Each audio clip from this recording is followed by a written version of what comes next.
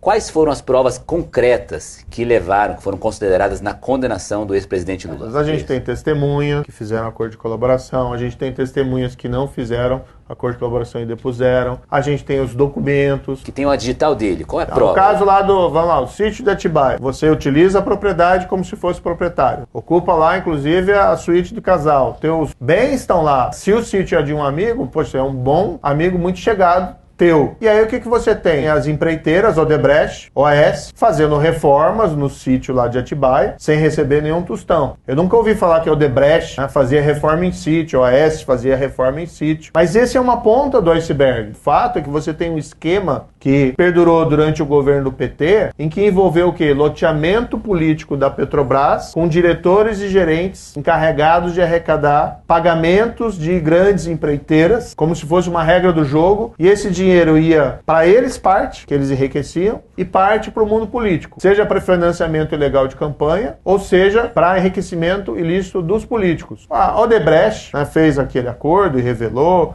o João Santana falou isso também, o Antônio Palocci falou isso, palavras deles. E tem documentos que foram apreendidos antes da colaboração, que o PT tinha uma caixa, uma espécie de uma conta corrente com a Odebrecht de 200 milhões de reais. Estava lá no programa especial italiano, que é um documento que foi apreendido antes. E aí você tem que fazer as interpretações e depois eles confirmaram esse conteúdo. E segundo eles mesmos, eram provenientes de trocas. E existiam provas concretas dessas testemunhas que fizeram delação premiada, né? Assim, eu pergunto, e-mails, conversa de WhatsApp, coisas que eles pudessem comprovar que de fato essas... Não, veja, ninguém é condenado com base na palavra de um colaborador. Isso. Sempre tem que ter prova de corroboração. Na época foi tudo divulgado, a gente publicou inclusive esse programa especial italiano, estava lá, italiano era o Palocci, e o próprio Marcelo Abrão, italiano era o Palocci. E tinham documentos que tinham sido apreendidos antes, não foram documentos que eles entregaram com a colaboração, eles tinham sido encontrados antes. Mas você tem um fato objetivo,